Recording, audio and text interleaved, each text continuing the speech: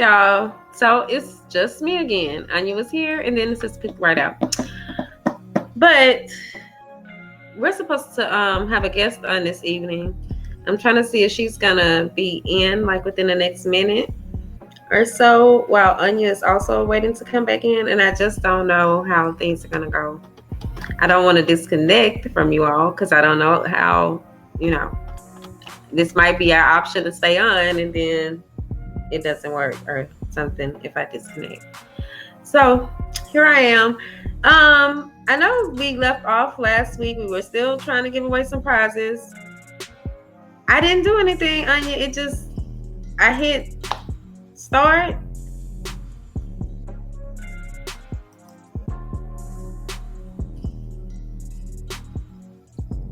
Don't touch nothing. I'm gonna have to bring the guest in too, but all I did was bring you in. So it's not me, it's the system. They just tried to reach out to me too, but I told them I'm about to end my service, and I ain't have time to talk because I don't. So, is our guest does she happen to be watching? Do you know? I don't know, but I did email her. I emailed her PR person. I apologize, you guys.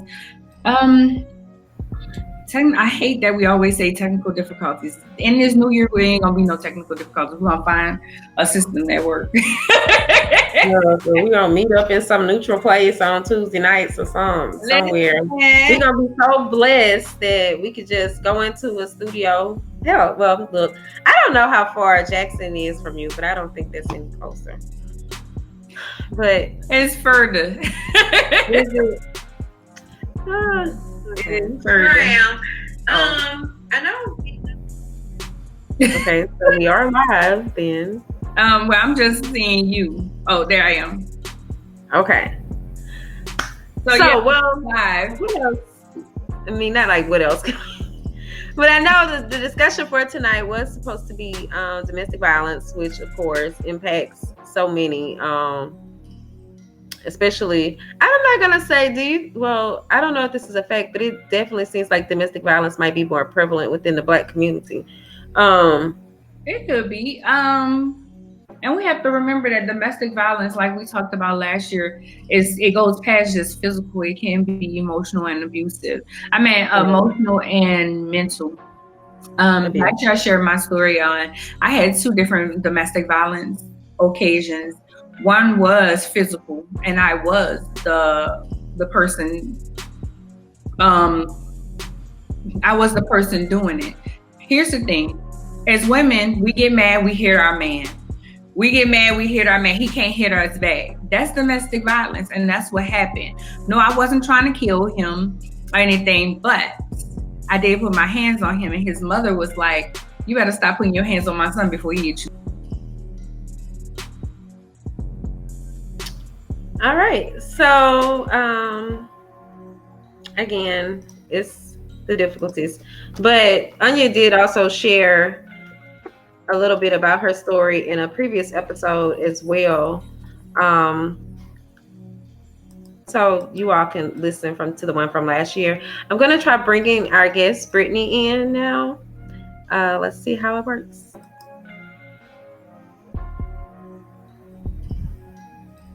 Hi. All right. Hi. Look, I apologize. Anya should be coming back in just a minute. We've been having some technical difficulties this evening, and it's kind of like every time I try to bring someone in, then the system kicks them out. So it's kind of crazy. But how are you doing? Good. How are you? I'm good. Look, I'm making it. Okay, I'm going to try to bring Anya in now. 1 second.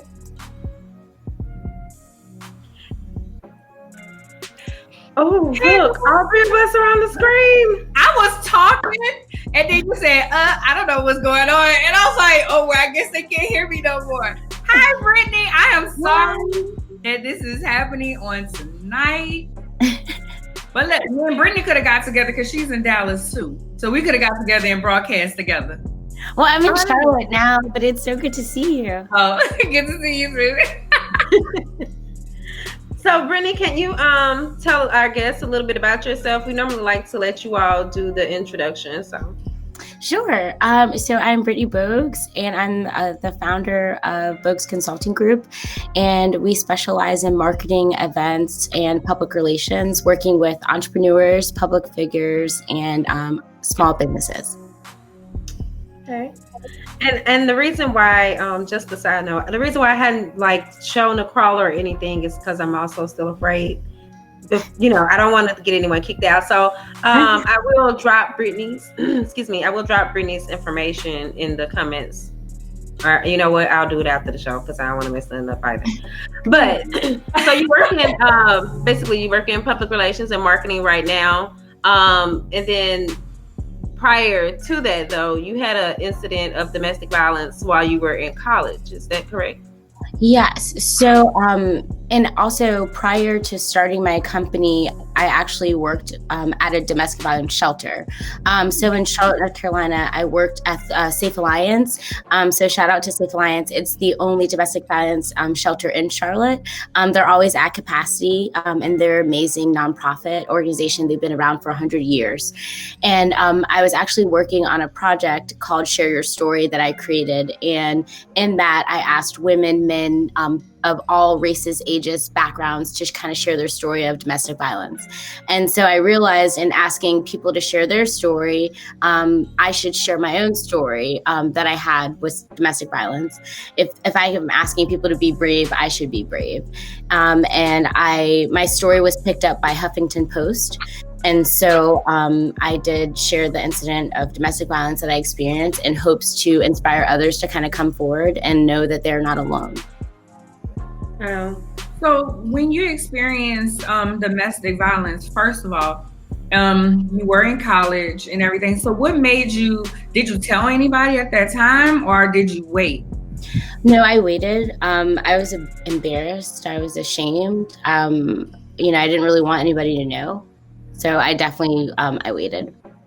So what made you start thriving? Because I know our whole thing was, yeah, you went through that, but how did you pick up the pieces and say, you know what, I'm still going to be who I am? Because what we realize is in our own domestic violence cases, sometimes domestic violence makes us feel like we can't do nothing else. We don't want to do anything. It just kind of messes with your whole mind and your spirit. So what made you say after that, okay, I'm gonna go work at a domestic violence shelter, knowing that you had been one of these people, but you just didn't, share your story at that time? Yeah, for sure. I mean, domestic violence, I think, is so interesting because people only think of domestic violence as like abuse, but domestic violence has so many different forms because, it's financial abuse, it's mental abuse, psychological. So it's like so many different, forms of abuse. And so for me, what really happened was like working with so many different people and realizing that they came from different races, different economics, different backgrounds, different races. You could see that 1 in 3 women, 1 in 4 men were impacted by this. And so it could happen to anybody. So I shouldn't be ashamed. And, your story can help someone else. So by sharing your story, you never know who you could be touching. So that's kind of what made me want to keep thriving and sharing my story. Well, I want to circle back just a second because I know like a lot of times we talk about in this podcast in particular, like oftentimes only once we give something a name can we, be able to overcome it. Would you say that, because I did read a little bit more about your story, and I don't know if that was the HuffPost article that I read, but I remember like that you did contact some friends after everything happened. Did you feel like then, back then, would you have said that, and I hate to say that I'm a victim, but would you say that it was a domestic violence experience? Did you label it that way at that time? Or was this something that kind of came out, especially since you were doing those interviews as well? No, I definitely identify. I definitely didn't identify as a victim or domestic violence at all. And that's kind of like how I guess I would say I was naive to even what domestic violence was. Because once I learned about like the cycle of abuse and like the power, how they say like the power of control, and how your predator kind of tries to groom you and stuff like that. Until I kind of learned about that, I didn't realize, he was older than me. He did use alcohol. He did try to do little things over time that kind of groomed me to this point. And so when I kind of stepped back and looked at that, I was like, learning more about the cycle of abuse, it kind of helped me understand the situation. And so no, I didn't then label myself that, but now that I know more, I see that it is that. Right. Okay. I was just curious because I don't think most people do, and I've even spoke with people, like I've interviewed people in the past that have shared that they didn't even realize it was domestic violence until like they read a sign or something, and as they were looking at the sign, they began to check things off and they were like, oh my God, this is what this is abuse. And then on the flip side, there are people, when I share that story, they're like, that's not true. How could you not know? But I know that oftentimes when you're in those situations that, you don't necessarily see it then. You have to step outside of the situation in order to be able to see what's going on. But I also think something that's a little unusual about your situation is this is someone that you previously dated, but you weren't still seeing, and so normally we think about domestic violence as it being someone that's close to you, an intimate relationship, but with you, it was actually like a past situation. So I just, so you have some different, instances, I guess you say, in your story. So would you say that there's anything that you took away from that you can now use? Maybe it's a strength or something that has helped you within your business now? Oh, most definitely. I say that like coming forward and just like kind of sharing it, it made me see that like I wasn't alone, but also just like so many other women, but people in general, women, men, go through this experience and kind of push through, and it kind of gives you the resilience to that, like if you can go through this and overcome it, you can kind of do anything, whether it's in business or life. And so that's kind of given me a lot of strength, and other people as well. So I know like when I did go forward, it was really nice receiving like so many different like messages from other people, hearing their story and kind of knowing what they did and how they overcame and how they used different resources to, continue through. Mm-hmm. Anya, did you have another question? Sorry. No, not right now. Oh, well, because I have questions, so I was just saying. I also get kicked off. Right. Well, one thing I did also notice with that is with you telling your dad, and I didn't watch the video. I wasn't certain if that was what was in the video, but what was that like? Especially when you have a dad that's well known and, it's kind of, Yeah, it was like, I really didn't want to tell my dad first and foremost, because I mean, like, he's from Baltimore and like, ready to set it off. Listen, right? In the movie, so I was like, you don't want to tell him, but I mean, in general, it's like a man. Like, I mean, there's so many things. Like, my dad wants to like protect me. I don't know, and you're like, you just feel so much shame, and like everyone's always like, I mean, well, what were you doing? Why were you in that situation? Like everyone's blaming you, and it's like no one's asking like, well, why did he put his hands on you? Like that's right. To me the first question, but so I don't know. It's just like so many things going on, but I will say it was really nice, like telling my dad finally, and like getting off my chest, and telling both my parents finally. Because they were really supportive, and because of who he is, I know that for him it was probably like extra, just like a burden, or not even a burden, just like extra weight to it. But like regardless, he always handles it with grace. So I'm grateful for that. Mm-hmm. I don't think we share who your father was. You can tell them who your dad is. And who he played for. I can't remember who he played for, but I know him. Oh, yeah. So my dad's BrittneyBogues. He's the shortest person to ever play in the NBA. So he played for the Hornets. That's where he spent most of his time. Oh, so and then with you being in Charlotte, is the rest of your family in Charlotte also? No, just my parents and my brother. Oh, okay. Yeah. Okay. So I did also want to ask about your boot camp that you have taken place, because I know that that's also for bosses. So I'm like, hey, that doesn't say anything else but thriving right there. So tell us a little bit about that.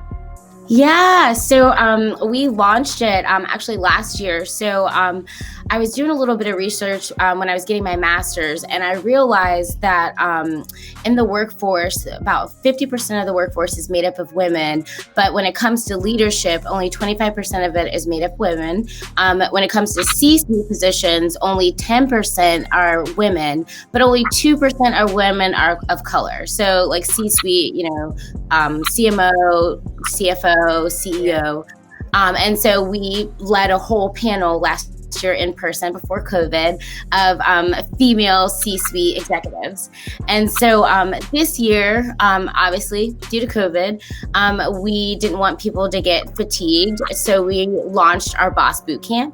And so everyone who signed up for the bootcamp gets a daily dose of inspiration. So they get profiles filled of like podcasts and other resources filled of profiles from C-suite women. And at the end of the bootcamp, you get access to resources and a directory and a collective of these women, and also like a chance to get a mentor and other like valuable resources. Oh, that's really great. Yeah. What made you decide that this was a field that you wanted to go into? Yeah. I'm sorry. Oh, yeah. To be honest, it's really funny that I'm talking about the Boss Camp, because it was my mentor that inspired me to kind of get into PR. When I went to Wake Forest, I didn't even know anything about like PR or anything. And then I met my mentor, rest in peace, Sheila Stewart. And she is amazing. She was amazing. She started in radio and did TV, and she like worked at the radio. She worked at the White House. Rest Power Morning Show. She was amazing. And anyway, she introduced me to the field, and I've loved it ever since. And so that's kind of how I got into it, and so how we launched this kind of thing. Okay. That's great. I noticed that a lot of women, whenever we get help, we want to provide that same service. So that's why I asked. Yeah, for sure. I mean, it's all about uplifting other people and helping when you can. I feel like sometimes we feel like if you help someone else, it's going to take from you. But I found that like when you help other people, it actually helps you too. So, give people a little something and it'll come back to you later, Definitely.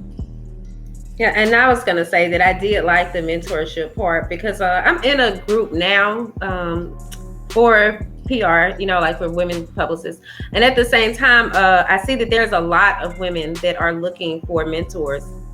It was a lot of them, people that I would have thought that kind of were already, but I guess it's like there isn't a level to it. However, I was just really, amazed at how many people there were. And I don't think that there's enough people, for everyone to be assigned someone. So I think what you're doing is really great from that aspect as well, because it can be really hard to find a mentor. I know from personal experience. So, and then also, are all the mentors, are they of the C-suite, or they are in between, or, is it a mixture, or are they all along the lines of that? Yeah, it's a mixture. So it's going to be a mixture of C-suite and executives. So everyone gets to pair themselves up, like interest. We kind of wanted everybody to kind of pick their own forum with like interest. So it's really kind of geared to your interest. I feel like if you want to get the best out of something and really get the best out of it, you got to do it with your whole heart and geared to what you like. So that's what we want to kind of do it. Definitely. Right? Yeah. And then also, I know a lot of people, when you're attending events, you don't necessarily Anya, you've even said this, I don't want to sit through this long thing. I just want to do this. And then, so when you have that type of flexibility, it also makes you a little bit more enticed to I'm going to go ahead on and do this, because I don't have to be worried about if this doesn't interest me or not. So that's really good. I'll be the first to tell you, if you got too many people on the flyer, I'm not coming. Right. So that's what we were trying to I was like, when we were putting together the virtual event, I was like, y'all, I just don't know if I could sit through another event. So that's why we did it. And I was like, with an email, you can look at it whatever point of the day you want. And it's really good, helpful, resources, is that you can take throughout the day, a podcast or whatever. So, I love it. And at the end of the day, the director will be so helpful, getting those numbers and addresses and resources to those businesses that will help you get there. And the long-term goal is to build a fund, so we can provide grants to provide to business owners like yourself, to help you get more resources and access to get you to the C-suite. Look, or even just to get us to a reliable streaming service. Hey, okay, I like that. Software, technology, please. Yeah. So, is there anything else that you would like to share with our audience? And also, I'm sorry, before we ask that, are you still doing any type of volunteer work now, like with domestic violence or with the victims or anything of that sort? Yeah. So, we always try to do some volunteer work with Safe Alliance. I love Safe Alliance since I'm still in Charlotte. And then also I started an initiative. It's not necessarily with domestic violence, but it's with the elderly. We are teaching them, pairing them with younger people to do pen pals, since with COVID, right now, everyone's kind of isolated. So teaching them how to use technology. So it's called tech bugs. But I'm always an advocate. So I do speaking engagements and things like that. I'm also a mentor through Wayfinders. So I do that as well. Oh, okay. Can I ask what Wayfinders is? I'm just Oh yeah, so Wayfinders is just a local group here. And so I'm paired with a mentor from the 5th grade to the 12th grade. Oh, okay. I like that. Yeah, she's amazing. I love my mentee. She's been really sweet. They most of your mentee, they are going through a lot. So being able to be a mentor to them is a really special treat. Yeah. Actually, I just always get really in touch that's why I've used to mentor in the past, but I haven't done so in a few years. But it's just I don't know. I'm one of those type of people. I'm going to carry everything over with me, and it's hard. Empath, yeah. Yeah, hearing some of the stories, it definitely it's hard. Yeah. Thank you so much. Is there anything? Were you about to say something, Fancy? Just thank you all. Thank you for having me. I had so much fun. Thank you. I feel thrown off. I apologize about my spirit. I feel thrown off because it's I kept going off, and I didn't want to be in the middle of something, and then it goes off. It's just been crazy, but you have been so awesome. All the information that you gave us. Give me one more time that the place that you volunteer with for domestic violence. Sure, Safe Alliance. Here to Charlotte. Okay, yes, because I'm gonna put their information in our I used to work there. One of my favorite organizations. They are really amazing. Yeah, I absolutely love working with domestic violence shelters. I love it because my heart goes out to those women, but some of them don't look like what they've been through, and the kids are just awesome.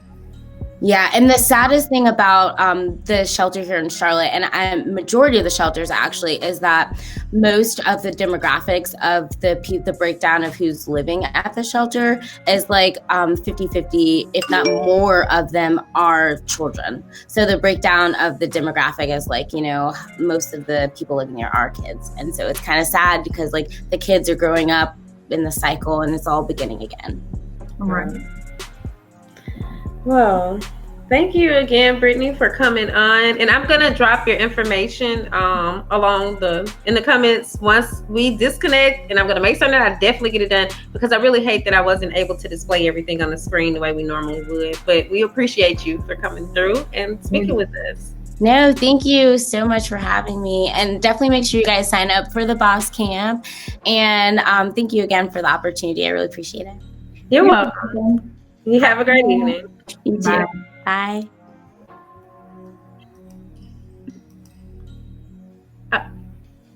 And y'all know what? I don't know. I'm gonna see if Anya wants to say anything before we prepare to close out. But also, while trying to bring her back in, let me tell you all about our sponsors for the evening, because we did have 2 sponsors. And so the first sponsor is Sisters Second Chance. So Sisters Second Chance is a nonprofit organization that is committed to helping women by offering financial assistance, counseling, and more. And you all can find them on their website.